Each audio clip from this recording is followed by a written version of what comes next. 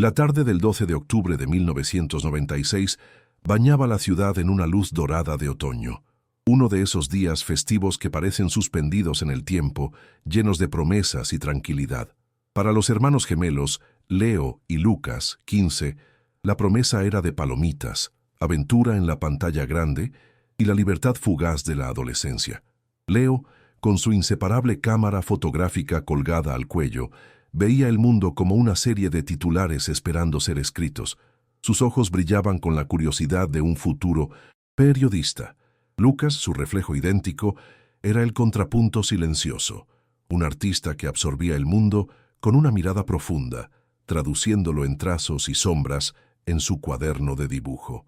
Caminaban lado a lado, una unidad de opuestos, en dirección al Cine Gloria, sin saber que aquella caminata rutinaria era en realidad su último viaje, un paso final hacia un misterio que engulliría sus vidas y el corazón de la ciudad.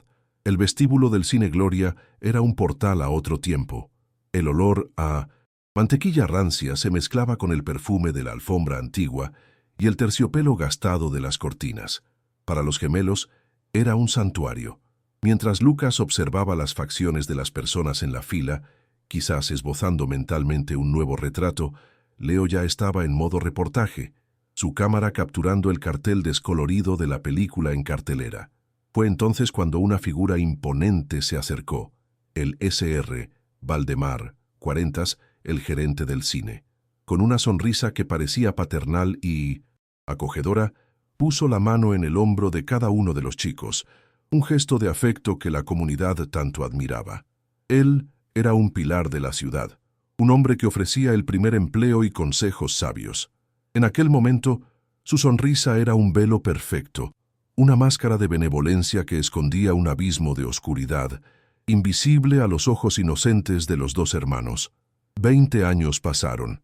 El letrero del Cine Gloria, antes un faro de fantasía, ahora colgaba oxidado y roto, un testigo silencioso de la decadencia. El edificio, condenado a la demolición, era un esqueleto de hormigón y memorias, sus ventanas como ojos vacíos mirando a una ciudad que había intentado olvidar. El polvo de 2 décadas cubría cada asiento rasgado, cada rollo de boletos no vendido. El silencio dentro de sus paredes era pesado, denso, como si el propio aire estuviera saturado con las preguntas no respondidas y el dolor no procesado de la desaparición de Leo y Lucas. El cine, que un día fue el corazón palpitante de la comunidad, ahora era solo una tumba de secretos, esperando el golpe final de la bola de demolición que lo transformaría en polvo, llevándose consigo la verdad para siempre. O eso parecía. Clara, 20, una estudiante de arquitectura con el alma de una fotógrafa, se movía con reverencia por entre las ruinas del cine. Su proyecto de universidad era una elegía visual a esos gigantes olvidados, un intento de capturar la belleza en su descomposición antes de que fueran borrados del paisaje. Para ella, el Cine Gloria no era un lugar de tragedia, sino un estudio de texturas, luz y sombra. El proyector antiguo era una escultura de metal y polvo. Los haces de luz que entraban por las grietas del techo pintaban cuadros efímeros en el suelo. Ella no buscaba un misterio, buscaba solo la poesía del abandono. Su cámara hacía clic, registrando la historia arquitectónica del lugar, completamente ajena al hecho de que estaba a punto de convertirse en la pieza central de una historia mucho más humana y sombría. La sala de proyección era un espacio claustrofóbico, un nido en la cima del cine donde la magia cobraba vida. Buscando un ángulo diferente, un encuadre que capturara el alma del lugar, Clara se apoyó en una pared de revoque antiguo. Bajo la presión de su mano, un trozo del yeso, fragilizado por la humedad y el tiempo, cedió y se desmoronó en el suelo. En el agujero recién abierto, un pequeño brillo metálico llamó su atención. No era parte de la estructura del edificio, era algo deliberadamente escondido. Con la curiosidad agudizada, usó la punta de una llave para ensanchar la grieta, sus dedos buscando el objeto oculto. El tacto era frío, liso. Al sacarlo a la luz, vio lo que era. Un pequeño estuche de metal para caramelos de menta, manchado por la edad, pero sorprendentemente intacto. Con un suave clic, la tapa del estuche se abrió. Dentro, acurrucado en un trozo de algodón amarillento, había un carrete de película fotográfica de 35 mm. Como fotógrafa aficionada, Clara lo reconoció de inmediato. Un rollo no revelado, un fantasma de un momento pasado. ¿Quién lo habría escondido allí? ¿Y por qué? Su mente lógica de estudiante de arquitectura veía un simple objeto perdido, un vestigio de la vida de un antiguo empleado. Pero una parte más profunda de ella, la parte artista, sintió un escalofrío. Aquel pequeño cilindro de plástico y metal parecía pulsar con una energía contenida, una historia congelada, esperando 20 años para ser contada. Ella no tenía idea de que en sus manos no sostenía solo una película, sino la llave que podría desvelar una pesadilla y redefinir el pasado de toda una ciudad. La curiosidad de Clara la llevó a la policía, y lo que la policía encontró en esa película fue un trueno que sacudió los cimientos de la ciudad. Las imágenes granuladas y fantasmagóricas de aquel rollo de 1996 no eran de una película en la pantalla o de amigos sonriendo. Eran la prueba irrefutable de que Leo y Lucas nunca huyeron, nunca salieron del cine. Gloria, el caso, oficialmente archivado como una fuga juvenil que salió mal, fue reabierto con la fuerza de una explosión. El pequeño carrete de película, escondido por un chico de 15 años en su último acto de desafío, se convirtió en el gatillo. La herida que la ciudad pensaba haber cicatrizado fue reabierta, revelando no una cicatriz, sino una infección profunda y purulenta de mentiras, encubrimiento y una maldad que se había escondido a la vista de todos por 2 largas décadas. Para no perderte ningún detalle de esta investigación, suscríbete al canal y comenta desde qué ciudad estás viendo. Sofía, 39, se movía por su oficina con la precisión de un depredador. El ambiente era un reflejo de ella, moderno, austero, impersonal. Paredes de cristal y acero enmarcaban a una mujer que había transformado el dolor en una armadura de cinismo y competencia. Como abogada, lidiaba con las verdades inconvenientes y las mentiras bien construidas de otros, pero mantenía la caja fuerte de su propia tragedia cerrada bajo 7 llaves. A los 19 años, la incertidumbre sobre el destino de Leo y Lucas había roto a su familia y congelado su corazón. 20 años después, era una experta en desmantelar las vidas ajenas, una forma de mantener la suya bajo un control férreo y gélido. La desaparición de sus hermanos ya no era una herida abierta, sino un vacío, un agujero negro que había succionado la luz de su juventud. La llamada telefónica de la comisaría local fue una fisura en su mundo, controlado. La voz al otro lado de la línea, un detective demasiado joven para recordar el caso original, hablaba sobre el cine Gloria, sobre un rollo de película, sobre una reapertura. Para Sofía, las palabras sonaron como un eco de un idioma hace mucho olvidado. 20 años de silencio, de callejones sin salida, de aceptación resignada, habían construido una muralla alrededor de ese trauma. Su primera reacción no fue de esperanza, sino de irritación. Era una crueldad desenterrar fantasmas, reabrir una tumba que nunca tuvo un cuerpo. Casi colgó, lista para descartar la llamada como un error burocrático o una pista falsa y dolorosa. Pero el detective mencionó una palabra que la hizo paralizarse. Fotos. La cámara de Leo. Aquel detalle, tan específico, perforó su armadura. El peso de 2 décadas de incertidumbre se derrumbó sobre Sofía de una sola vez. La culpa, su compañera constante, susurró en su oído. Ella debería haber ido al cine con ellos esa noche. Quizás su presencia, la hermana mayor, lo habría cambiado todo. La llama de esperanza que se encendió era minúscula, frágil, pero también terriblemente caliente, amenazando con derretir el hielo que la había preservado por tanto tiempo. Era una esperanza peligrosa, que prometía tanto la verdad como un dolor inimaginable. Por un momento, el miedo a ser destrozada de nuevo la paralizó. Pero entonces, la abogada tomó el control. La sed de justicia, que ella pensaba que se había ahogado en años de luto y frustración, resurgió con una fuerza abrumadora. Aquella pequeña llama no era solo esperanza, era furia, y por primera vez en 20 años, tenía una dirección hacia donde apuntarla. La comisaría olía a café viejo y desinfectante, un olor que parecía impregnado de desesperanza. Sofía se sentó en una sala fría y estéril, el epicentro de su nueva realidad. Al otro lado de la mesa de metal, el detective Méndez, 30, un hombre con una mirada seria y empática, abrió un archivo. Él no tenía la carga emocional del caso. Para él era un rompecabezas, un caso frío que se había calentado de repente. Le mostró las ampliaciones de las fotografías, dispuestas como cartas de un tarot macabro. El mundo exterior desapareció. Solo estaban Sofía, las imágenes granuladas y el sonido de su propio corazón latiendo descontroladamente contra sus costillas. El pasado ya no era un fantasma. Estaba allí, en blanco y negro, exigiendo ser visto, ser comprendido, ser vengado de una vez por todas. Las primeras fotos eran perturbadoras en su banalidad distorsionada. La cámara de Leo, siempre curiosa, se había enfocado en la oficina del señor Valdemar en la parte trasera del cine. La calidad era baja, la iluminación precaria, pero el contenido era innegable. El señor Valdemar, el hombre que daba dulces a los niños y consolaba a padres preocupados, estaba en una posición claramente incriminatoria con un adolescente que no era ni Leo ni Lucas. La sonrisa paternal que Sofía recordaba estaba ausente, reemplazada por algo predatorio y sombrío. Cada foto era un golpe, deshaciendo la imagen benevolente que la ciudad entera había construido y reverenciado.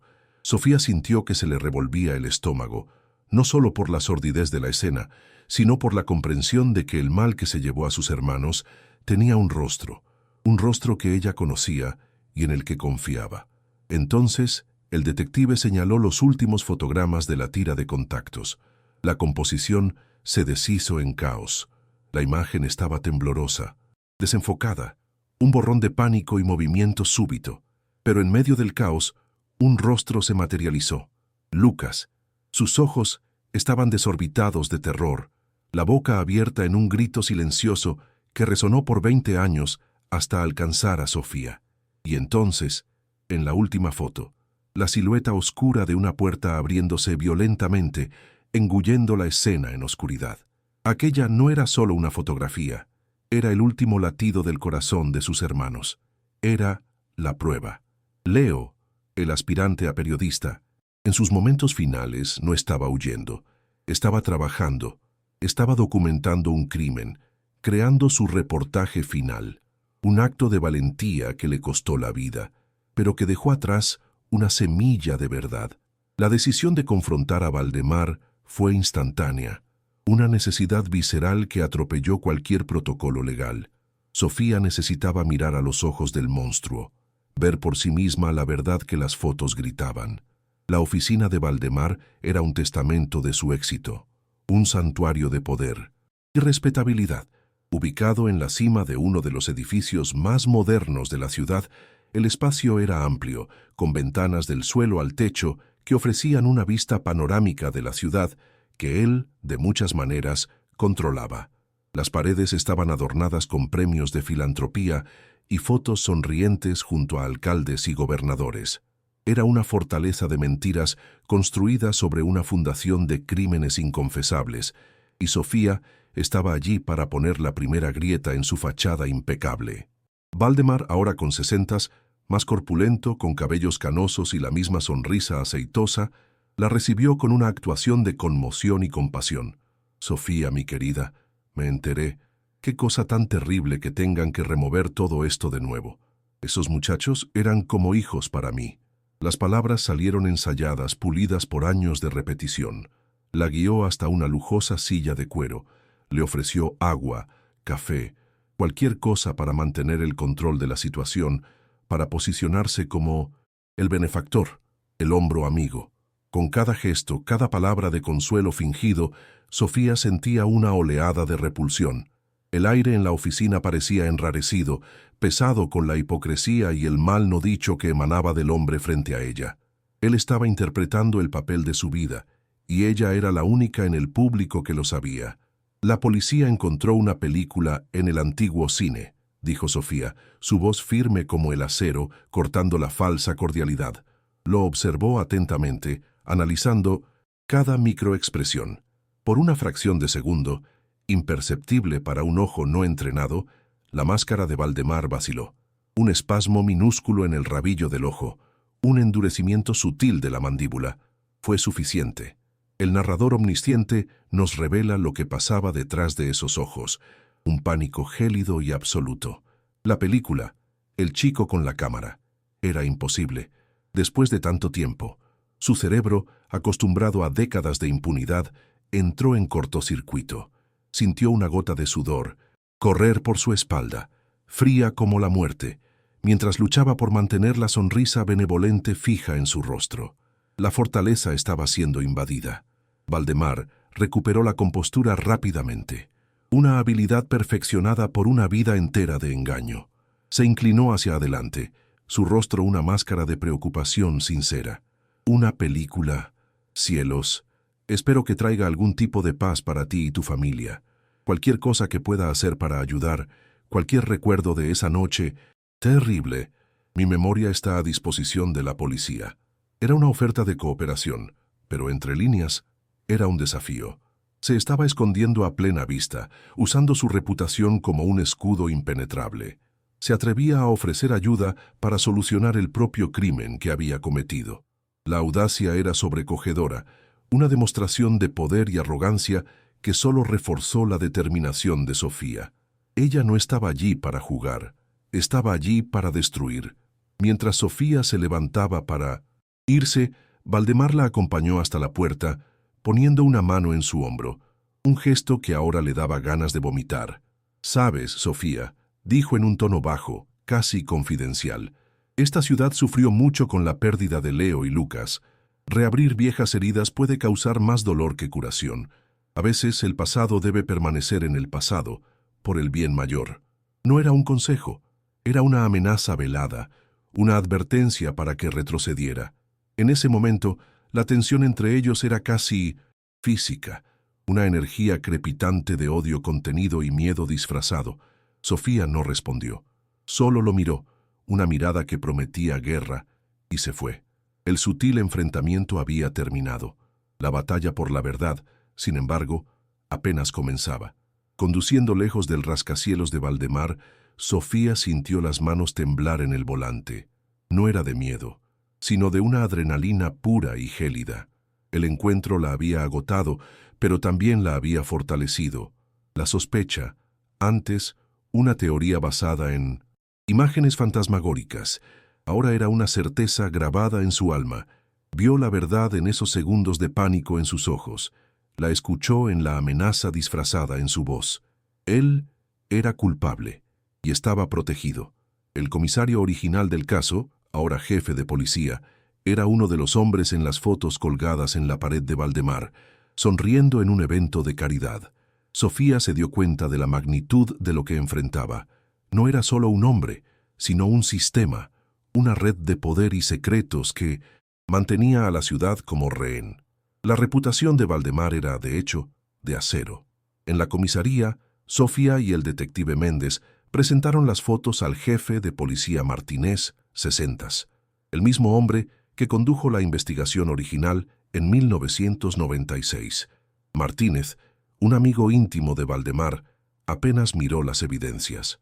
Con una expresión de desdén paternalista, las descartó como no concluyentes y potencialmente manipuladas.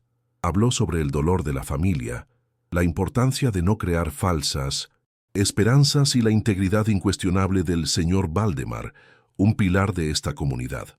Era un muro de negación, una negativa deliberada a ver la verdad. La investigación apenas había comenzado y ya encontraba su primera y más poderosa barrera, la propia institución que debería buscar justicia. Esa noche, Sofía se encontró parada frente a la casa de su infancia, ahora habitada por extraños. Los recuerdos la asaltaron. Leo montando una tienda de campaña en el patio para una expedición. Lucas sentado en el porche, dibujando el mundo en su cuaderno. La teoría de la fuga, respaldada por la policía de Martínez, siempre le pareció incorrecta. Sus hermanos eran rebeldes, sí, Pero no de esa manera. Nunca se habrían ido sin una palabra, sin dejarle una nota a ella. La versión oficial nunca tuvo sentido, y ahora sabía por qué. Era una mentira conveniente, una cortina de humo para ocultar un horror mucho mayor. La incompetencia de la investigación original no había sido un accidente. Había sido un diseño, un encubrimiento deliberado para proteger a uno de los suyos. De vuelta en su apartamento, Sofía esparció las copias de las fotos sobre la mesa del comedor. El rostro aterrorizado de Lucas la miraba fijamente. La silueta de Valdemar parecía burlarse de ella. La frustración amenazaba con asfixiarla. ¿Cómo podría luchar contra un hombre que tenía al jefe de policía en el bolsillo y a toda una ciudad convencida de su santidad? La duda, una serpiente insidiosa, comenzó a infiltrarse en su mente. Quizás Martínez tuviera razón.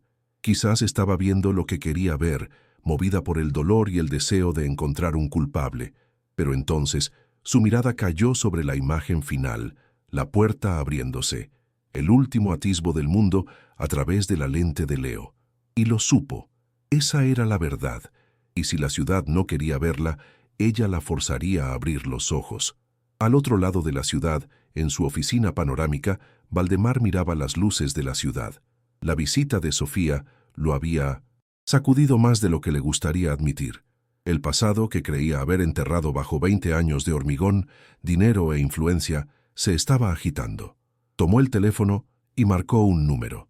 Martínez, dijo cuando la llamada fue atendida, su voz desprovista de la afabilidad habitual, reemplazada por un tono frío y cortante. Tenemos un problema. La hermana de los gemelos está haciendo preguntas. Ocúpate de ello. La conversación fue breve, directa. El engranaje de la maquinaria de encubrimiento, oxidado por el desuso, estaba siendo reactivado. La red de secretos que había protegido la oscuridad por tanto tiempo estaba siendo reforzada para asegurar que la verdad nunca, jamás, saliera a la luz. Sofía, por su parte, también estaba al teléfono. Pero no llamaba a aliados poderosos. Llamaba a su madre, con quien apenas había hablado en los últimos 10 años. La conversación fue difícil, llena de pausas dolorosas y palabras no dichas. Pero por primera vez, Sofía no llamaba para compartir su dolor, sino su determinación. «Mamá, voy a descubrir lo que pasó. Te lo prometo». En ese momento, la abogada cínica dio paso a la hermana mayor, la protectora que falló una vez, pero que no volvería a fallar. La reapertura del caso ya no era solo una investigación, era una misión personal, una promesa hecha a los fantasmas de sus hermanos y a sí misma, una promesa de que, sin importar el costo, se haría justicia. Los días siguientes establecieron las líneas de batalla. Vemos a Sofía en una biblioteca polvorienta, rebuscando en archivos de periódicos antiguos. Vemos al detective Méndez entrevistando a personas de la época, recibiendo portazos y respuestas evasivas. Vemos a Valdemar y al jefe Martínez en un restaurante caro, sus cabezas juntas en una conspiración silenciosa. La ciudad, antes unida en la tragedia, ahora estaba dividida entre la lealtad a su benefactor y la sospecha creciente que comenzaba a burbujear bajo la superficie. El escenario estaba preparado. El descubrimiento de un simple rollo de película en un cine abandonado había encendido una mecha, y ahora ardía lentamente, inexorablemente, hacia un barril de pólvora de secretos enterrados, listo para explotar y exponer la verdad para que todos la vieran. Sofía inició su guerra en un campo de batalla de papel y polvo. El archivo municipal, un sótano laberíntico y mal iluminado, se convirtió en su cuartel general. Buscaba los registros del Cine Gloria, planos del edificio, licencias de operación, cualquier documento que pudiera ofrecer una grieta en la historia oficial. Sin embargo, la influencia de Valdemar era como un moho, impregnado incluso en aquellas páginas amarillentas. Carpetas cruciales del año 1996 estaban convenientemente perdidas. Informes de inspección estaban tachados. Era una conspiración silenciosa, ejecutada a lo largo de años con la tinta de sellos oficiales y la complicidad de funcionarios de bajo rango. Cada callejón sin salida era un recordatorio frustrante de que no estaba luchando contra la memoria del pasado, sino contra un sistema que activamente lo reescribía para proteger sus secretos más oscuros. La frustración era una compañera constante, una sombra que se alargaba en su apartamento tarde en la noche. Rodeada de pilas de documentos inútiles y copias de las fotos de Leo, Sofía sentía el peso abrumador de la tarea que se había impuesto. El conflicto interno la consumía. La abogada en ella exigía pruebas concretas, testigos creíbles, una cadena de custodia impecable. Pero la hermana en ella gritaba por venganza, impulsada por una certeza visceral que no podía ser protocolizada como evidencia. Había momentos en que el agotamiento la hacía dudar, en que la imagen de Valdemar, el ciudadano modelo, parecía más real que el monstruo en las fotos granuladas. ¿Era su dolor distorsionando la realidad o era la realidad la que estaba perversamente distorsionada? La línea entre justicia y obsesión se volvía peligrosamente delgada. Sofía intentó contactar a antiguos empleados del cine, cuyos nombres encontró en viejas nóminas que logró desenterrar. Las reacciones eran universalmente gélidas. Una extaquillera, ahora una abuela de cabellos blancos, palideció al oír el nombre de Valdemar y colgó el teléfono. Un conserje jubilado fingió no recordar nada, sus ojos llenos de un miedo antiguo y palpable. El poder de Valdemar no residía solo en su riqueza o conexiones políticas, estaba en el miedo que había infundido, una lealtad forjada no por el respeto, sino por el terror. La ciudad no solo estaba protegiendo a un benefactor, se estaba encogiendo ante un depredador, una dinámica de poder que operaba en las sombras durante tanto tiempo que se había convertido en parte de la normalidad silenciosa de la comunidad. En un acto de desesperación calculada, Sofía filtró una versión editada de las fotos a un periodista local, esperando que la presión pública forzara la mano de la policía. La estrategia salió espectacularmente mal. El artículo se publicó, pero enmarcado por la narrativa de Valdemar. Él se presentó como una víctima, un hombre honorable cuyo nombre estaba siendo manchado por una casa de brujas liderada por una mujer desequilibrada por el dolor. Sus abogados emitieron comunicados amenazando con demandas por difamación. El jefe de policía Martínez dio una rueda de prensa defendiendo la integridad de Valdemar y cuestionando la autenticidad de las supuestas evidencias. En lugar de crear un ejército de aliados, Sofía se vio aún más aislada, pintada como la villana de la historia. Esa noche la determinación de Sofía alcanzó su punto más bajo. Miró su propio reflejo en el cristal de la ventana oscura y vio a una mujer cansada, asediada. La ciudad entera parecía estar en su contra. El sistema legal, su propia profesión, era el arma que sus enemigos usaban para desacreditarla. El recuerdo de sus hermanos, que debería ser su fuerza, ahora parecía una carga insoportable. Pensó en rendirse, en aceptar que algunas murallas son demasiado altas, que algunos secretos están demasiado bien guardados. El dolor de vivir con la incertidumbre era inmenso, pero quizás era menor que el dolor de luchar y perder, de que le restregaran la verdad en la cara y la llamaran mentirosa. El silencio, por primera vez en semanas, pareció una opción seductora. Fue entonces cuando su mirada cayó sobre los viejos cuadernos de dibujo de Lucas que había traído de casa de sus padres. Los había mantenido intactos, como reliquias sagradas. Movida por un impulso que no comprendía, tomó uno de ellos. Al hojear las páginas, vio el mundo a través de los ojos de su hermano, retratos de extraños, detalles arquitectónicos de la ciudad, bocetos de Leo en movimiento, y en medio de aquel arte silencioso, sintió una oleada de fuerza. Esto no era sobre ella, era sobre ellos, sobre Leo, que usó sus últimos momentos para registrar la verdad, sobre Lucas, que veía el mundo con una claridad que nadie más poseía. Rendirse sería traicionarlos, sería dejar que el monstruo ganara. En ese momento la duda se disipó, reemplazada por una calma gélida e inquebrantable. No iba a rodear la muralla, la derribaría, ladrillo por ladrillo. La nueva estrategia de Sofía era enfocada. Si los empleados locales tenían demasiado miedo para hablar, necesitaba encontrar a alguien que hubiera escapado de la esfera de influencia de Valdemar. La nómina del cine reveló un nombre que no había logrado contactar: Afonso, el proyeccionista. Los Registros mostraban que se había mudado de la ciudad abruptamente a principios de 1997, pocos meses después de la desaparición. No había un motivo obvio para la partida. Era un cabo suelto, una anomalía en el patrón de silencio y miedo. Encontrarlo se convirtió en la nueva prioridad de Sofía. Era una búsqueda de una aguja en un pajar, un fantasma que había desaparecido del mapa hacía casi 20 años, pero era la única pista que tenía. La abogada en Sofía tomó el mando con una eficiencia implacable. Vemos un montaje de su búsqueda, ella en su portátil cruzando bases de datos públicas, haciendo llamadas a homónimos en todo el estado, examinando registros electorales e historiales de crédito.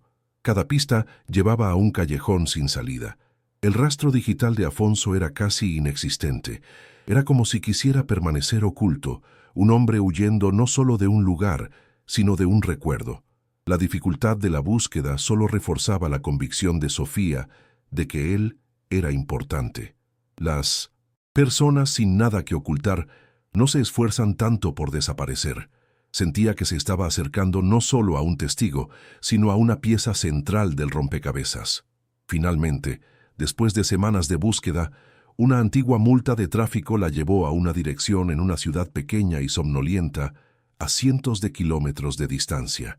La casa era modesta, con la pintura descascarada y un jardín mal cuidado. Un hombre anciano, delgado y encorvado por el peso de los años y de algo más, regaba las plantas. Sus movimientos eran lentos, vacilantes. Cuando Sofía se acercó y dijo el nombre Afonso, el hombre se encogió como si lo hubieran golpeado. Sus ojos, antes vacíos, se llenaron de un pánico que ella reconoció al instante. Era el mismo miedo que había visto en los ojos de los otros, pero aquí, lejos de la sombra de Valdemar, estaba mezclado con algo más. Una culpa que lo corroía por dentro desde hacía 20 años. Afonso la invitó a entrar, no por voluntad, sino por una especie de resignación exhausta. La sala estaba oscura, las cortinas cerradas contra el mundo. El aire estaba impregnado de polvo y arrepentimiento.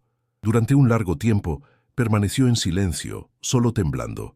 Sofía no lo presionó, simplemente se sentó y esperó, dando espacio para que el dique de secretos que había construido a lo largo de 2 décadas finalmente se rompiera. Podía sentir la lucha dentro de él, el miedo a hablar contra la carga de no haber hablado. Era un hombre atormentado, acosado por los fantasmas de 2 muchachos que apenas conocía, pero cuyo recuerdo había definido el resto de su vida. La verdad estaba allí, atrapada en su garganta, esperando ser liberada. Con la voz entrecortada, un susurro frágil, Afonso comenzó a confesar. La noche de la desaparición se estaba preparando para la última sesión cuando Valdemar lo llamó a su oficina. El gerente, generalmente tan tranquilo y controlado, parecía agitado. Le dio a Afonso un sobre grueso con dinero, mucho más que su salario mensual. La instrucción fue simple y escalofriante. Tómate el resto de la noche libre, Afonso, y si oyes algún ruido extraño viniendo del sótano, ignóralo. Es solo un problema con las tuberías. Afonso sabía que era mentira. No había tuberías en el sótano, pero el dinero era mucho, y la mirada de Valdemar no dejaba lugar a preguntas. Afonso confesó que tomó el dinero y salió por la puerta trasera, intentando convencerse de que no estaba haciendo nada malo. Pero mientras se alejaba, escuchó. No. Era un ruido de tuberías. Eran gritos, ahogados, desesperados. Eran las voces de muchachos. Se detuvo, el corazón martilleando en el pecho, el sobre de dinero quemando en su bolsillo. Debería haber vuelto, debería haber llamado a la policía, pero el miedo lo paralizó. El miedo a Valdemar, el miedo a perder su trabajo, el miedo a lo que podría pasarle si se involucraba. Así que siguió caminando, cada paso una traición, el sonido de esos gritos resonando en su mente, un eco que nunca lo abandonó en 20 años. Conduciendo de regreso, la confesión de Afonso resonaba en el silencio del coche. Era una revelación sísmica. No solo confirmaba la presencia de los gemelos en el cine esa noche, sino que apuntaba a un lugar específico, el sótano. Y, lo más importante, establecía un patrón de complicidad. Valdemar no actuaba solo. Usaba dinero y miedo para comprar el silencio, para crear cómplices de sus atrocidades. Sofía se dio cuenta de que la investigación, hasta entonces centrada en un único crimen, necesitaba expandirse. La desaparición de sus hermanos no fue un evento aislado, fue un síntoma de una enfermedad mucho más profunda, una red de corrupción y abuso que operaba bajo la fachada respetable del cine Gloria. El monstruo tenía un nombre, pero ahora sabía que también tenía ayudantes. La palabra sótano encendió una nueva urgencia en Sofía. Volvió a los cuadernos de Lucas, pero esta vez con un propósito diferente. Ya no buscaba consuelo, sino pistas. Lucas era un observador meticuloso. Si algo estaba fuera de lugar, si había un detalle inusual, lo habría dibujado. Hojeó las páginas lentamente, estudiando cada boceto hecho en las semanas previas a la desaparición. Eran dibujos del cine, de los empleados, de los clientes. Eran los registros visuales de un mundo que estaba a punto de ser destruido. Sentía que estaba cerca de algo, una pieza del rompecabezas que solo los ojos de Lucas podrían haber visto y que solo su determinación podría ahora encontrar. Y entonces lo vio. En una página llena de bocetos de manos y rostros, en la esquina inferior, había un dibujo pequeño pero increíblemente detallado. Era una llave extraña, de estilo antiguo, diferente de cualquier llave de puerta común. Tenía una cabeza ornamental y una tija compleja, pero lo que hizo que el corazón de Sofía se detuviera fue la inscripción que Lucas había reproducido con una precisión caligráfica en su tija: propiedad de Aurora Emprendimientos.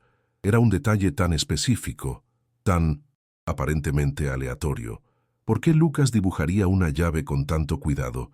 Porque, se dio cuenta Sofía, no era solo una llave, era una pista, un pedazo de información que consideró lo suficientemente importante como para registrar en su santuario de papel. Al día siguiente, en su oficina, Sofía usó todas sus habilidades legales y recursos para investigar Aurora Emprendimientos. El nombre sonaba inocuo, genérico. Al principio, la búsqueda no reveló nada. La empresa parecía ser una entidad fantasma, pero Sofía era persistente. Cavó más profundo, navegando por una red de registros corporativos, empresas fantasma y propietarios anónimos. Fue un trabajo exhaustivo, un viaje por un laberinto burocrático diseñado para ocultar la verdad. Pero finalmente, después de horas de trabajo, encontró la conexión que tanto temía como esperaba. Un único nombre, escondido en un documento de constitución de años atrás, como director silencioso: Valdemar. La llave le pertenecía a él. El descubrimiento de la empresa fantasma de Valdemar abrió nuevas puertas. Con el nombre de la empresa, Sofía pudo acceder a los registros de propiedad. Aurora Emprendimientos poseía varios inmuebles en la región, la mayoría de ellos comerciales y legítimos, parte del imperio de negocios de Valdemar. Pero uno destacaba: un antiguo almacén, ubicado en una zona industrial abandonada en las afueras de la ciudad. El inmueble estaba registrado como inactivo desde hacía más de 25 años, sin generar ingresos, pero los impuestos se pagaban religiosamente todos los años. No tenía sentido desde un punto de vista comercial, a menos que su propósito no fuera comercial, a menos que fuera algo totalmente diferente, algo que necesitaba mantenerse fuera de los libros y lejos de ojos curiosos. El almacén era una estructura decrépita de ladrillo y metal oxidado, rodeado por una cerca de alambre de espino y maleza. Parecía abandonado, olvidado por el tiempo. Con la ayuda del detective Méndez, que ahora actuaba extraoficialmente, convencido por la confesión de Afonso, consiguieron una orden de registro con un juez de fuera de la ciudad, eludiendo al jefe Martínez. La sensación de aprehensión era palpable mientras se acercaban. El candado en la puerta era nuevo, contrastando con el óxido a su alrededor. La llave que Lucas dibujó era para este lugar. Sofía sintió un escalofrío. Sus hermanos, de alguna manera, habían descubierto la existencia de este almacén. Y lo que fuera que estuviera adentro era la razón por la que fueron silenciados. El interior del almacén fue un shock. En lugar del esperado espacio industrial vacío, encontraron una serie de habitaciones improvisadas, construidas dentro de la estructura mayor. Una de ellas estaba montada como una oficina lujosa pero mohosa, con sillones de cuero agrietado y un bar abastecido con botellas cubiertas de polvo. Otras habitaciones eran más siniestras. Eran pequeños cuartos, con aislamiento acústico en las paredes, que contenían solo un colchón viejo en el suelo. Era un escenario de pesadilla, un lugar construido para propósitos enfermizos. El aire era pesado, viciado, cargado con la energía residual de actos innombrables. La verdad sobre Valdemar era mucho peor de lo que Sofía jamás había imaginado. Fue en la oficina donde encontraron la evidencia definitiva. Dentro de un cajón cerrado con llave de un escritorio de caoba, había una serie de álbumes de fotos. Pero no eran fotos de familia. Eran registros grotescos de abuso. Fotos Polaroid que databan de años, mostrando a Valdemar y otros hombres con adolescentes. Eran rostros de jóvenes asustados, algunos de los cuales Sofía vagamente reconocía como chicos problemáticos que habían huido de la ciudad a lo largo de los años. Y en varias fotos, sonriendo junto a Valdemar, estaba la figura inconfundible del jefe de policía Martínez en su juventud. La red de secretos estaba expuesta. No era solo Valdemar, era una red, una cofradía de monstruos que operaba con impunidad, protegida por la propia ley. La escalada del horror fue vertiginosa. Leo y Lucas no fueron asesinados solo porque vieron a Valdemar con un chico en el cine. Fueron asesinados porque, de alguna manera, quizás siguiendo a Valdemar, quizás descubriendo la llave, tropezaron con el centro neurálgico de toda la operación. No eran solo testigos de un crimen, eran una amenaza existencial para una red de hombres poderosos. Su asesinato no fue un acto de pánico para encubrir un síntoma desliz. Fue la eliminación calculada, fría y necesaria de una amenaza que podría derribar todo el castillo de naipes.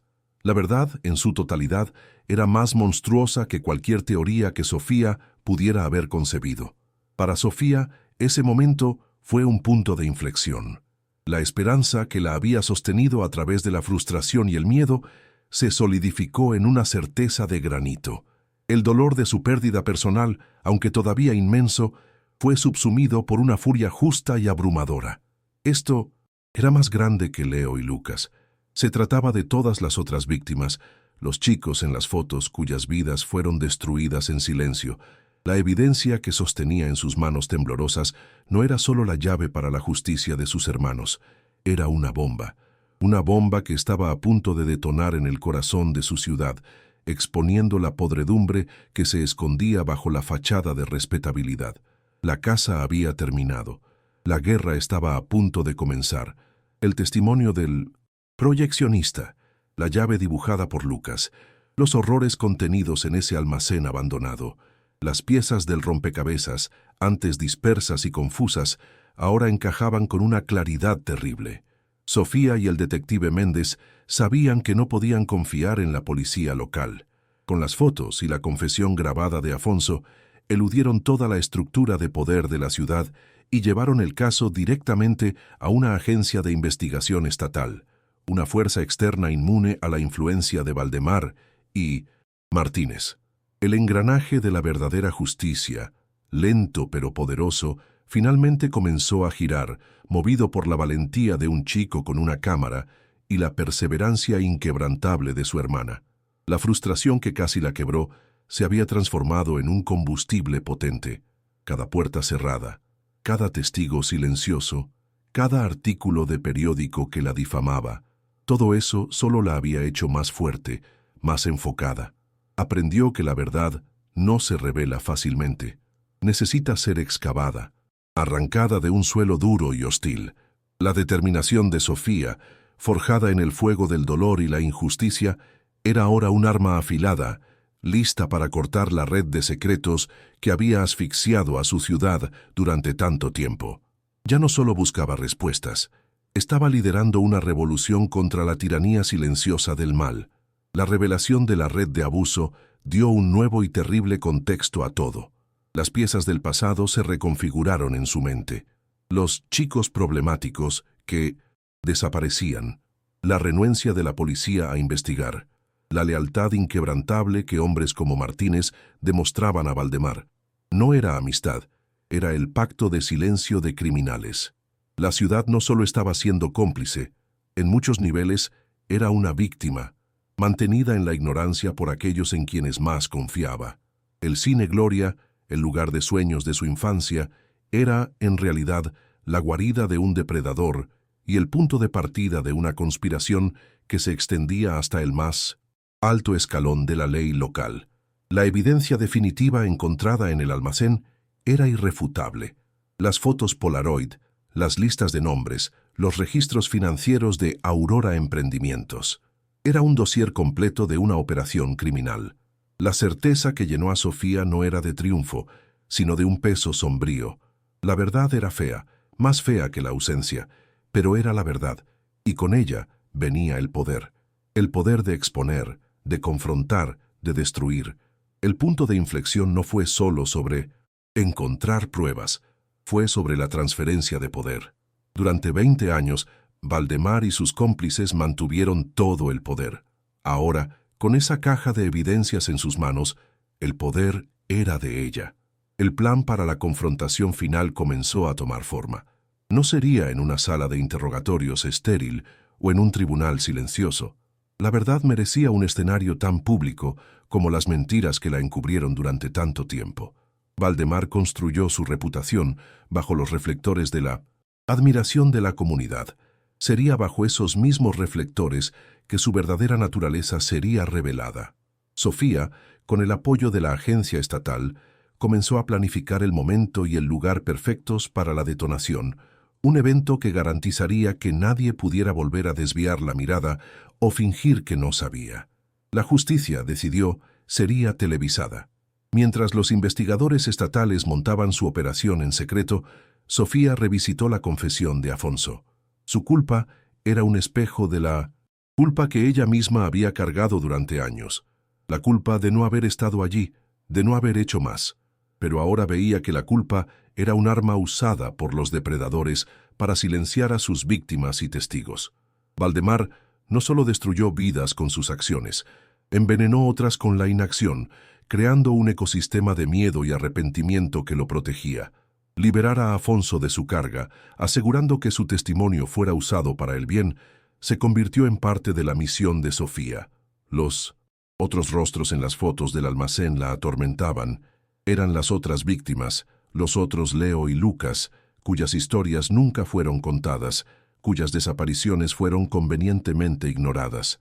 La lucha de Sofía ahora era por todos ellos. Sus hermanos le habían dado la llave, literal y figuradamente, para desvelar no solo su propio misterio, sino el de muchos otros. La Fundación Ojos Abiertos, que un día crearía, ya nacía allí, en ese momento de comprensión de que la verdad de una persona puede ser la liberación de muchas. La red de secretos, antes impenetrable, ahora estaba deshilachada, sus hilos principales cortados por la perseverancia de Sofía. Lo que quedaba era la confrontación con la araña en el centro de todo. La investigación había profundizado el misterio a un nivel de depravación que apenas podía concebir, pero también la había armado con una verdad inquebrantable. El obstáculo de la reputación de Valdemar estaba a punto de ser pulverizado. La red de corrupción estaba a punto de ser expuesta, y la evidencia definitiva, guardada bajo 7 llaves por la agencia estatal, aguardaba el momento adecuado para ser revelada al mundo. La ciudad continuaba su rutina diaria, ajena a la tormenta que se formaba. Valdemar se preparaba para recibir otro premio, otra celebración de su vida de mentiras. Se sentía seguro, protegido por sus murallas de influencia y por el silencio que había comprado e impuesto. Lo que no sabía era que una mujer, movida por el amor a sus hermanos muertos, había desmantelado metódicamente cada ladrillo de su fortaleza. El clímax se acercaba, no como una ola, sino como un tsunami, a punto de barrer el paisaje de hipocresía y revelar la verdad desnuda y cruda que se escondía debajo. El descubrimiento en el almacén no fue solo sobre el pasado, redefinió el presente. Cada apretón de manos de Valdemar, cada donación de caridad, cada discurso sobre los valores de la comunidad, era ahora visto por Sofía a través de una lente de horror absoluto. Veía al depredador en cada sonrisa, al manipulador en cada gesto. La ciudad que creía conocer era una ilusión, un escenario donde el mal se vestía de virtud. Y ella, la abogada cínica que un día creyó en pocas cosas, ahora creía en la justicia con la fe de un converso. La fe de que la luz, por más débil que sea, puede eventualmente perforar la más profunda oscuridad. El detective Méndez, arriesgando su carrera al trabajar con Sofía, representaba una nueva esperanza. Él era la prueba de que el sistema no estaba completamente corrompido, de que todavía había personas buenas dispuestas a luchar por lo correcto, incluso con un gran costo personal. Su alianza con Sofía, forjada en la búsqueda de la verdad, era un microcosmos de la batalla mayor, la lucha entre la vieja guardia corrupta y una nueva generación que exigía transparencia y justicia. Juntos eran una fuerza pequeña, pero decidida, contra un enemigo atrincherado y poderoso. El cuaderno de Lucas se convirtió en un símbolo. No era solo la fuente de la pista crucial, sino un testamento del poder de la observación silenciosa. Lucas, el introvertido, el artista, vio lo que nadie más vio. Su arte no era un escape de la realidad, sino una inmersión más profunda en ella. Había dejado atrás un mapa, una guía a través de la oscuridad, confiando en que un día alguien sería capaz de leerlo. Sofía, al descifrar su último dibujo, no solo estaba resolviendo un crimen, estaba honrando la voz silenciosa de su hermano, asegurando que su visión, su verdad, finalmente fuera escuchada. La red criminal era vasta, pero como cualquier telaraña, tenía un punto central: Valdemar. Al enfocarse en él, Sofía y los investigadores sabían que podrían hacer que toda la estructura se desmoronara. El plan no era solo arrestarlo, sino humillarlo públicamente, despojarlo de lo único que valoraba más que cualquier otra cosa: su reputación impecable. La justicia necesitaba ser no solo legal, sino poética. El hombre que se escondió a plena vista sería expuesto a plena vista. La evidencia definitiva era más que solo fotografías y documentos. Era el fin de la incertidumbre. Durante 20 años, la familia de Sofía vivió en un limbo, una tortura de ¿y si? ¿Y si hubieran huido? ¿Y si estuvieran vivos en algún lugar? La verdad, por más horrible que fuera, era un suelo firme bajo los pies. Era un final para la duda, un final para la falsa esperanza. Y, con ese final, la posibilidad de un nuevo comienzo. Un comienzo donde el luto podría finalmente ser procesado y la curación, por más lenta y dolorosa que fuera, podría comenzar. Sofía se preparó para la confrontación final, no como una abogada preparándose para un caso, sino como una guerrera preparándose para la batalla. Revisó cada detalle, cada pieza de evidencia, cada fotografía. Memorizó los rostros de los chicos en los álbumes de Valdemar. Llevaba consigo el peso de todas esas vidas destruidas. Su motivación ya no era solo la venganza por Leo y Lucas, era una responsabilidad sagrada para con todos aquellos a quienes la red de Valdemar había silenciado. Ella era la voz de ellos ahora, y estaba a punto de gritar. La ciudad se preparaba para la ceremonia de Ciudadano del Año, un evento de gala para celebrar a su mayor filántropo, el señor Valdemar. Las invitaciones habían sido enviadas, los discursos de alabanza habían sido escritos. La élite de la ciudad se vestiría con sus mejores galas para aplaudir a un monstruo, completamente ajena al hecho de que el evento no sería una coronación, sino una ejecución pública.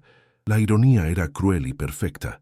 El mayor triunfo de Valdemar estaba a punto de convertirse en su caída más espectacular, un clímax que ni el más talentoso de los guionistas podría haber imaginado.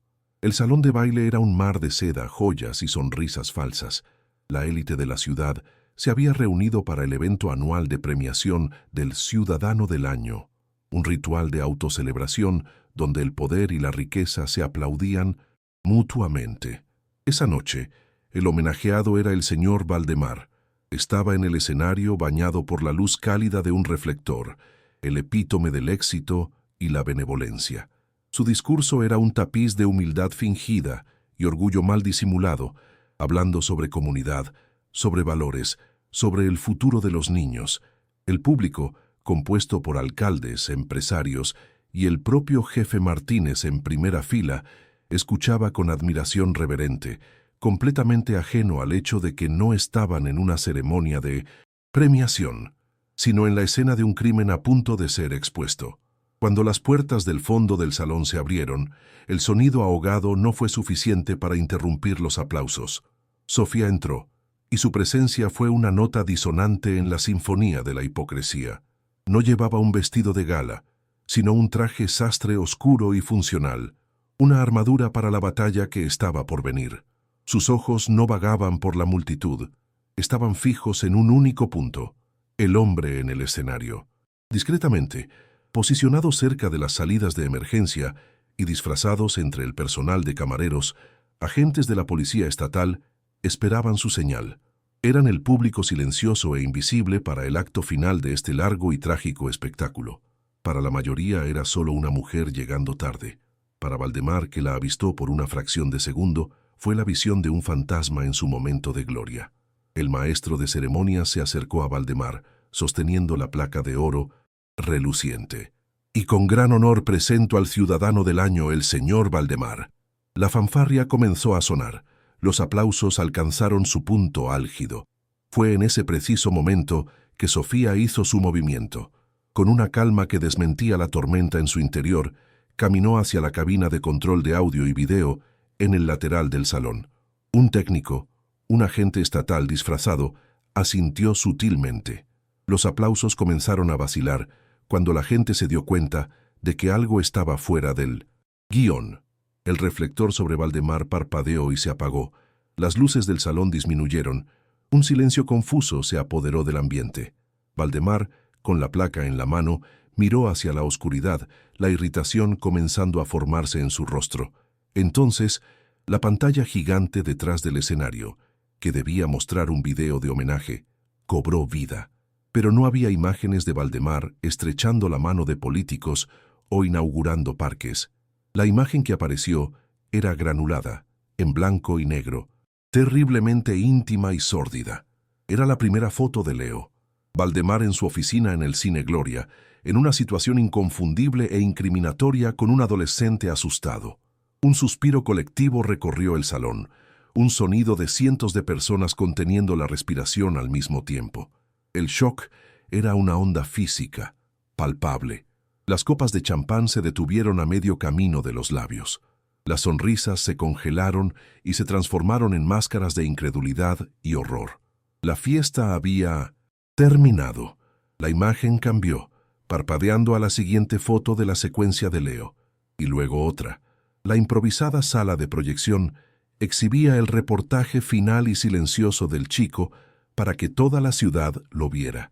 La fachada de Valdemar, construida a lo largo de décadas con dinero, mentiras y miedo, estaba siendo demolida en segundos. Su rostro en el escenario se contrajo, pasando de la confusión a la negación y finalmente a una furia impotente. Entonces aparecieron las últimas imágenes. El primer plano del rostro aterrorizado de Lucas, seguido por el borrón de la puerta abriéndose. La pantalla se apagó, sumiendo la escena en un silencio pesado y acusador. En la oscuridad, todos los ojos estaban ahora en Valdemar, ya no el héroe, sino el monstruo en el centro del escenario. Una única luz se encendió, iluminando a Sofía, que ahora sostenía un micrófono. Su voz, tranquila y cortante, resonó en el silencio sepulcral. Hace 20 años mis hermanos, Leo y Lucas, desaparecieron. La policía dijo que huyeron. Hizo una pausa, dejando que las palabras flotaran en el aire. Estas fueron las últimas fotos que mi hermano Leo tomó antes de ser silenciado. Él no huyó. Fue asesinado por descubrir la verdad sobre el hombre que ustedes aplauden esta noche. Se giró hacia Valdemar. La verdad sobre su red de abuso que operaba en los sótanos y almacenes de esta ciudad, protegida por hombres que están sentados en esta sala hoy. El desafío estaba lanzado. La acusación hecha no en un tribunal, sino en la corte de la opinión pública. En la primera fila el jefe Martínez parecía haber envejecido 10 años en 10 segundos.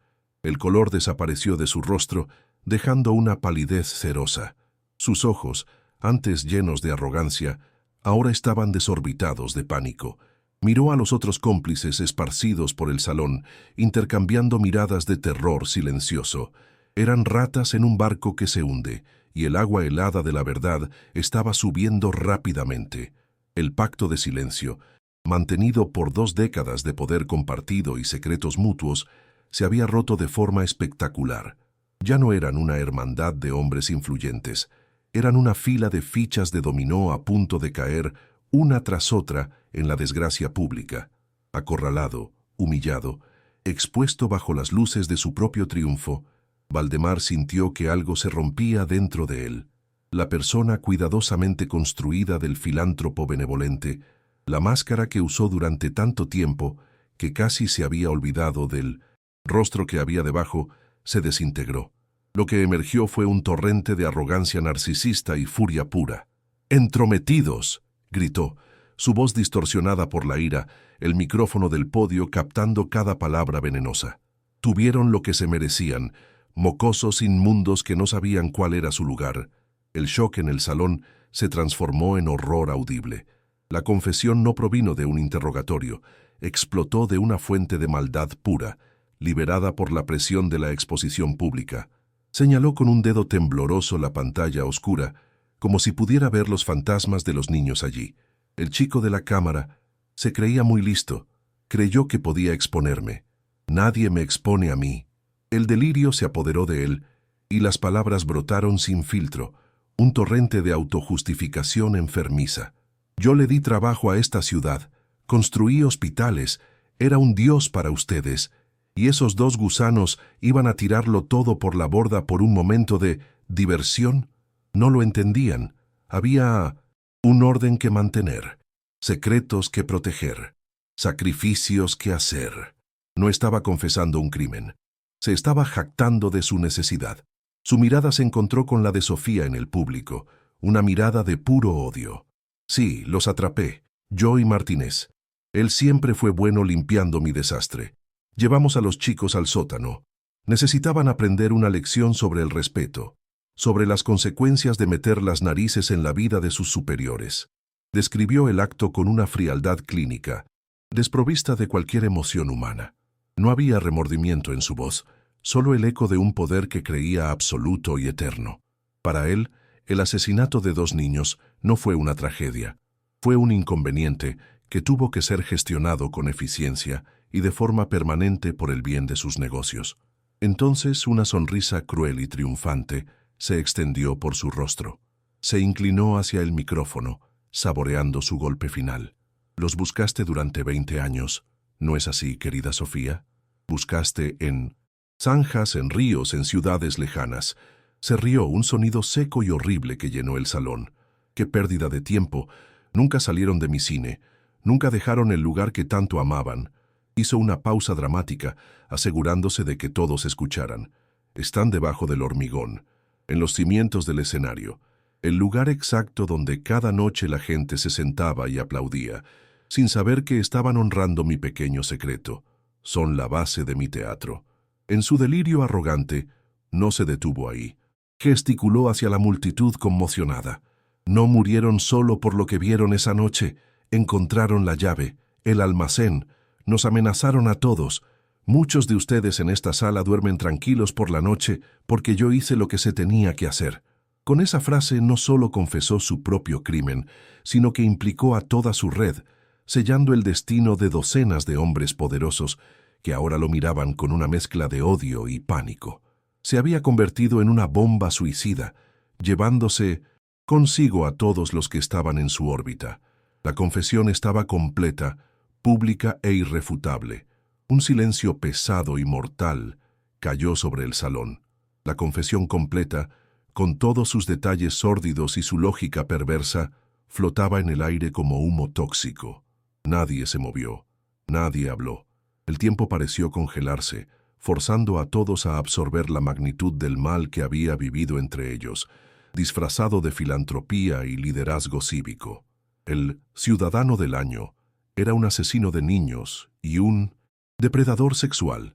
La policía era cómplice. La élite de la ciudad era connivente o ignorante. La verdad finalmente revelada Era una herida abierta y purulenta en el corazón de la comunidad. En ese silencio, la ilusión de una ciudad perfecta murió para siempre. El sonido que rompió el silencio fue el de botas pesadas sobre un suelo de mármol. Las puertas principales se abrieron con fuerza y una oleada de uniformes azules de la policía estatal inundó el salón. Se movían con una eficiencia tranquila y organizada, ignorando a la multitud en pánico y centrándose en sus objetivos. No eran los policías locales, cuyos rostros eran familiares y comprometidos. Eran forasteros, agentes de la justicia imparcial, inmunes al veneno que había infectado a la ciudad durante tanto tiempo. Su presencia era una señal clara de que el antiguo régimen había caído y un nuevo orden, basado en la verdad, estaba siendo impuesto a la fuerza. Dos agentes subieron al escenario. Valdemar, agotado por su propio veneno, no ofreció resistencia. Se quedó quieto, la placa de oro caída a sus pies, mientras las esposas de acero frío se cerraban en sus muñecas. El clic metálico resonó por el sistema de sonido, un sonido de finalidad, de justicia aplazada, pero no denegada. La imagen era surrealista. El hombre más celebrado de la ciudad, en su smoking caro, siendo llevado como un criminal común, su caída tan pública y espectacular como su ascenso. Las cámaras de los periódicos locales, que estaban allí para cubrir una fiesta, ahora capturaban la historia de una generación. Mientras Valdemar era escoltado hacia afuera, otros equipos de agentes se movían con precisión por la multitud atónita. Se acercaron a la primera fila y sin una palabra esposaron a un jefe de policía Martínez catatónico. Otros fueron sacados de sus mesas, empresarios y políticos que, momentos antes, brindaban por el éxito de su amigo. La red estaba siendo desmantelada allí, frente a todos. La cosecha de podredumbre se estaba realizando públicamente, arrancando las malas hierbas de raíz. Para muchos en la sala fue una purga aterradora. Para la ciudad en su conjunto, fue el inicio de una quimioterapia dolorosa, pero necesaria. En medio del caos controlado, Sofía permaneció inmóvil. Observó todo, no con un sentimiento de triunfo, sino con un agotamiento profundo y sombrío. La adrenalina que la había sostenido durante semanas se disipó, dejando atrás el peso de 20 años de dolor. La justicia estaba ocurriendo, pero no traería a sus hermanos de vuelta. Su mirada se volvió hacia la pantalla ahora oscura, donde la imagen final de Leo, su último reportaje, había sido proyectada. Sintió una conexión profunda con el hermano que apenas conoció como adulto. Él había iniciado la historia, y ella, finalmente, la había concluido. El alivio no era feliz, pero era real. Era el comienzo del fin de una larga y oscura pesadilla. Mientras los agentes conducían a los hombres esposados hacia afuera, la multitud se dividió, creando un camino. El silencio aún predominaba, roto solo por sollozos conmocionados y susurros horrorizados. La captura no fue solo el arresto de algunos criminales, fue el colapso de una estructura de poder. La ciudad se vio forzada a mirar su propio reflejo y confrontar la oscuridad que permitió que floreciera bajo una fina capa de civilidad. La sensación de alivio que comenzó a instalarse no era ligera ni alegre, sino pesada, sobria. Era el alivio de un paciente que ha sobrevivido a una cirugía radical, sabiendo que la recuperación será larga y llena de cicatrices. ¿Te sorprendió este giro? Deja tu me gusta para apoyar la búsqueda de justicia y comenta qué te está pareciendo la historia hasta ahora. El juicio de Valdemar Martínez y sus cómplices se convirtió en un espectáculo nacional, un hito judicial que captó la atención del país. La sala del tribunal estaba perpetuamente abarrotada, con la prensa empujándose por un espacio y el público haciendo fila, cá afuera desde la madrugada. No era solo el juicio de un grupo de hombres, era el juicio de una ciudad entera, de un sistema que permitió que el mal floreciera bajo una fachada de normalidad. Cada día de testimonio era una nueva capa de podredumbre siendo expuesta, forzando a la comunidad a confrontar la complicidad de su propio silencio. La verdad, antes un secreto susurrado, ahora era un registro público, diseccionado bajo los focos de la justicia para que todos vieran y nunca más olvidaran lo que sucedió allí. La fiscalía presentó un caso abrumador, una montaña de pruebas que hacía que la defensa fuera casi irrelevante. El pequeño rollo de película de Leo fue exhibido en cámara lenta, cada fotograma analizado por expertos. Las fotos grotescas del almacén fueron mostradas al jurado, sus rostros impasibles contorsionándose en repulsión. El testimonio de Afonso, el proyeccionista, fue un momento de silencio absoluto. La confesión de un hombre que cargó con el peso de su cobardía durante PCM 20 años. Y por supuesto, estaba la propia confesión de Valdemar, grabada por las cámaras de televisión la noche de la premiación, una erupción de arrogancia que selló su destino de forma irrefutable. La defensa intentó argumentar locura temporal, coacción, pero las palabras sonaban huecas ante la premeditación fría y la crueldad sistemática que las pruebas revelaban. El clímax emocional del juicio fue el testimonio de Sofía. En el estrado de los testigos no era la abogada feroz, sino la hermana mayor. Con una calma que le costó cada gramo de su fuerza, contó la historia de Leo y Lucas, no como víctimas, sino como los chicos que eran, un periodista curioso y un artista silencioso. Describió el dolor de su familia, la tortura de 20 años de incertidumbre y la culpa que la consumió. Habló sobre su búsqueda, no como una venganza, sino como una promesa. Su voz nunca vaciló, sus ojos nunca dejaron los del jurado. En ese momento, dio voz no solo a sus hermanos, sino a todas las víctimas anónimas de la red de Valdemar, transformando su dolor personal en un poderoso llamado a la justicia. Valdemar, en el banquillo de los acusados, era una sombra del hombre que había sido. Despojado de su poder y de su adulación pública, parecía más pequeño, patético. Su arrogancia se había transformado en un desprecio silencioso, negándose a mostrar ningún remordimiento. A su lado, el exjefe Martínez era un hombre quebrado, envejecido y atormentado, la personificación de la desgracia. Con cada testimonio, cada pieza de evidencia, el abismo entre la imagen pública que cultivaron y la monstruosidad de sus actos se hacía más profundo. El jurado los observaba, ya no viendo pilares de la comunidad, sino depredadores que habían traicionado la confianza de todos de la manera más vil posible, usando sus escudos de autoridad para cometer y ocultar crímenes indecibles. El veredicto fue rápido. La tensión en la sala era tan espesa que se podía cortar. El silencio fue roto por la voz firme del presidente del jurado, que se levantó y, sin mirar a los acusados, declaró la palabra que todos esperaban: culpable.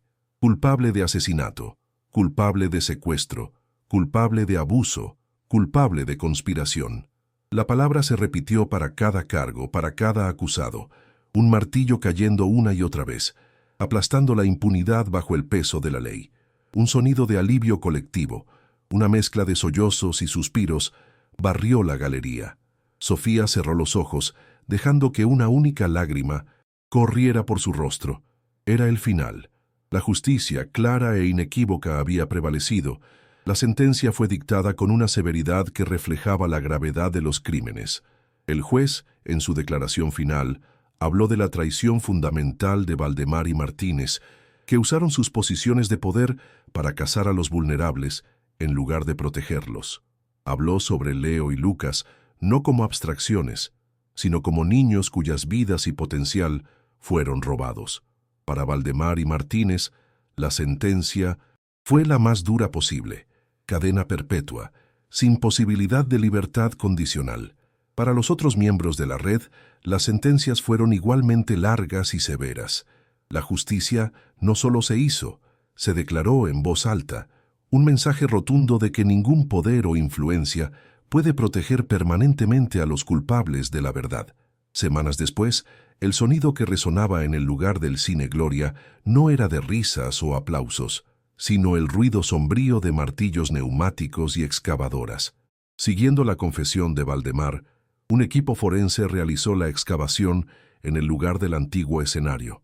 Fue un proceso metódico, sombrío y reverente, observado a distancia por una ciudad en duelo. Y entonces llegó el momento que todos temían y esperaban. Bajo capas de hormigón y tierra se encontraron los restos de Leo y Lucas. La confirmación fue un golpe doloroso, pero necesario. Después de 20 años de una ausencia fantasmagórica, los muchachos finalmente estaban volviendo a casa. La verdad, en su forma más brutal y final, había sido desenterrada. El funeral de Leo y Lucas fue un evento que unió a la ciudad en un acto de expiación colectiva.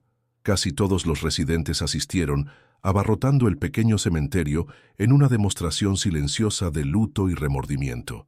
Por primera vez en 20 años, Sofía y sus padres estaban juntos, no como individuos rotos por la tragedia, sino como una familia unida en el dolor y en el cierre de un ciclo. Junto al pequeño ataúd doble, ya no lloraban por la incertidumbre, sino por la pérdida real y tangible. Era un dolor limpio, purificador. La ceremonia fue un adiós pospuesto por 2 décadas, una oportunidad para finalmente dar descanso a los chicos y permitir que sus almas y las de sus familias encontraran la paz. Algún tiempo después, Sofía se encontró en la antigua habitación de sus hermanos. Sus padres la habían mantenido casi intacta, un santuario congelado en el tiempo. A un lado, el mundo de Leo, libros de 1900, periodismo, mapas con anotaciones y su pequeña cámara fotográfica encima del escritorio. Al otro, el universo de Lucas, montones de cuadernos de dibujo, lápices de todos los grosores, las paredes cubiertas con sus bocetos. Sofía se sentó en la cama, tomando uno de los cuadernos de Lucas en una mano y la cámara de Leo en la otra. Ya no sentía la ira ardiente ni la culpa abrumadora. En su lugar había una profunda y dolorosa añoranza, mezclada con un inmenso orgullo. Sus hermanos, en sus últimos momentos, fueron exactamente quienes eran: un artista que veía la verdad y un periodista que la registraba. La verdad, aunque terrible, tuvo un efecto curativo inesperado. Para los padres de Sofía, la confirmación de lo que sucedió, por más brutal que fuera, eliminó el veneno de la incertidumbre que los separó. El «y sí», que los atormentó durante 20 años, fue reemplazado por una realidad compartida. Pudieron finalmente llorar juntos, apoyándose el uno en el otro en lugar de alejarse a sus islas de dolor solitario. El divorcio, que fue un síntoma de la tragedia no resuelta, comenzó a parecer menos permanente. En medio de las ruinas de sus vidas, redescubrieron la base de su amor. Un amor forjado en la alegría de haber tenido a los chicos y ahora cimentado en el dolor de haberlos perdido. Para Sofía, el fin del viaje legal marcó el inicio de un nuevo viaje personal. La obsesión que la impulsó durante tanto tiempo se había disipado, dejando un vacío. Tuvo que aprender a vivir sin la guerra, a encontrar un nuevo propósito que no estuviera definido por la búsqueda de justicia. Mirando la ciudad desde lo alto de su balcón, ya no veía un nido de conspiraciones, sino una comunidad herida, intentando sanar. Se dio cuenta de que su misión no había terminado con el veredicto. La venganza había terminado, pero el legado de sus hermanos aún necesitaba ser construido. Ya no era solo una abogada, ni solo una vengadora. Era la guardiana de su memoria. En una tarde soleada de otoño, Sofía visitó la tumba de sus hermanos. La lápida de mármol blanco era simple pero digna, con sus nombres grabados lado a lado: Leo y Lucas, amados hijos y hermanos. La verdad os hizo libres. Colocó flores frescas en el jarrón y trazó sus nombres con los dedos. Ya no había lágrimas, solo una sensación de calma. Lo lograron, chicos, susurró al viento. Su historia ha sido contada. Descansen ahora. Fue una conversación silenciosa, un momento de comunión final. Podía finalmente despedirse, no de su memoria, sino del dolor de su ausencia, sabiendo que ellos habían encontrado su lugar de descanso y ella, su camino a seguir. 2 años después, la ciudad era un lugar transformado. Las cicatrices de la revelación aún eran visibles, pero eran cicatrices de curación, no de infección. La caída de Valdemar y su red llevó a una reforma completa en la administración de la ciudad y en el departamento de policía. Se promulgaron nuevas leyes de transparencia, y la comunidad, ahora dolorosamente consciente de los peligros del silencio, se volvió más vigilante, más comprometida. La tragedia, que casi destruyó el alma de la ciudad, acabó por forzarla a una introspección dolorosa, de la cual emergió más fuerte, más honesta y para siempre cambiada, con una conciencia colectiva de que el mal solo prospera cuando la gente buena decide mirar hacia otro lado. El terreno donde una vez se erigió el Cine Gloria no dio paso a un complejo de apartamentos. En su lugar, se convirtió en un espacio vibrante de esperanza. El Memorial Leo y Lucas y Centro Comunitario para Jóvenes era una estructura moderna de vidrio y madera, llena de luz y vida. Era un lugar donde los niños podían tomar clases de arte, música y, más notablemente, de periodismo. El sonido de risas y creatividad ahora llenaba el espacio donde el horror una vez se escondió. El lugar del crimen había sido santificado, transformado de una tumba de secretos en una cuna de futuros, asegurando que el sacrificio de los chicos no fuera en vano. En el corazón del nuevo centro comunitario funcionaba la Fundación Ojos Abiertos. Liderada por Sofía, la organización se convirtió en una fuerza nacional. Usando los fondos obtenidos de la confiscación de los bienes de Valdemar, la fundación donaba cámaras y equipos de medios a jóvenes en comunidades desfavorecidas por todo el país. El objetivo era simple pero poderoso: empoderar a la próxima generación para ser observadora, para cuestionar la autoridad y para usar la verdad como su herramienta más poderosa de protección y cambio. La misión de Leo, interrumpida tan brutalmente, ahora continuaba a través de las manos y los ojos de cientos de nuevos jóvenes periodistas, sus sucesores espirituales. Vemos a Sofía ya no con la mirada endurecida de la abogada, sino con una sonrisa cálida y genuina. Está en un aula, enseñando a un grupo de adolescentes a manejar una cámara. Explica la importancia de encuadrar una foto, de capturar no solo una imagen, sino una historia. Un joven con la misma chispa de curiosidad que tenía Leo hace una pregunta perspicaz. En otra sala dedicada al arte, los niños pintan y dibujan sus trabajos inspirados en los bocetos de Lucas, que están en exhibición permanente. El legado de los gemelos estaba vivo, entrelazado, el arte y la verdad trabajando juntos para crear un mundo más seguro y más consciente. Sofía camina por la galería principal del memorial. En una pared, una única foto está destacada. Es una de las últimas fotos tomadas por Leo, un autorretrato tembloroso de él, y Lucas, sonriendo, momentos antes de entrar al cine esa fatídica noche. Al lado, una placa dice: el coraje de ver, el coraje de registrar. La abogada cínica había desaparecido por completo, reemplazada por una mujer que encontró la redención no en la venganza, sino en la construcción. Transformó la mayor tragedia de su vida en su mayor fuente de propósito, asegurando que el legado de sus hermanos no fuera sobre cómo murieron, sino sobre cómo su verdad continúa inspirando la vida. Afuera, mientras el sol se pone, pintando el cielo con tonos de naranja y púrpura, Sofía observa a los jóvenes salir del centro, sus mentes llenas de nuevas ideas, sus manos sosteniendo cámaras y cuadernos de dibujo. Ha encontrado su paz, no en el olvido, sino en el recuerdo activo. La memoria de Leo y Lucas ya no era una carga de dolor, sino una luz guía, un recordatorio constante del poder de la resiliencia del espíritu humano. Finalmente, entendió que la justicia no es solo castigar a los culpables, sino también construir un futuro donde tales crímenes se vuelvan impensables, garantizando que la oscuridad nunca más encuentre un lugar tan fácil para esconderse. La historia de Leo y Lucas comenzó con una desaparición, un vacío de silencio y miedo que duró 20 años, pero terminó con una resurrección, no de sus cuerpos, sino de su espíritu. El último acto de valentía de un chico, escondiendo un rollo de película en una pared agrietada, acabó por derribar un imperio de corrupción y transformar una comunidad. Su historia sirve como un testimonio duradero de que la verdad, por mucho que sea enterrada bajo el hormigón del tiempo y la mentira, nunca muere de verdad.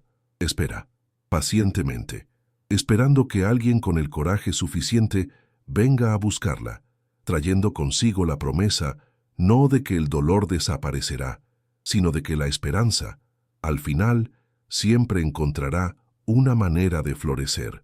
Su historia nos enseña que la memoria es una herramienta poderosa de justicia, y que el legado más significativo que podemos dejar no se construye en piedra, sino en las vidas que tocamos y en el futuro que ayudamos a proteger.